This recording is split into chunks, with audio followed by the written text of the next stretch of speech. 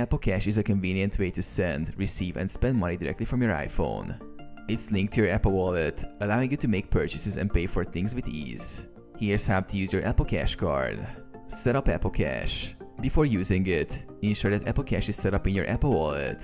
Go to Settings, select Wallet and Apple Pay, and enable Apple Cash. Make purchases in stores. To use Apple Cash for in-store purchases, ensure your Apple Pay is activated.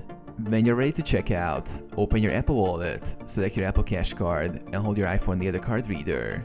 Use Face ID, Touch ID, or your passcode to complete the transaction. Pay online. For online purchases, simply select Apple Pay as your payment option at checkout. Choose your Apple Cash card as the payment method, authenticate the payment, and the funds will be deducted directly from your Apple Cash balance. Send money to others. You can send money to others through iMessage by selecting the Apple Cash icon. Enter the amount and confirm using Face ID or Touch ID. Transfer funds. You can transfer funds from your Apple Cash balance to your linked bank account at any time.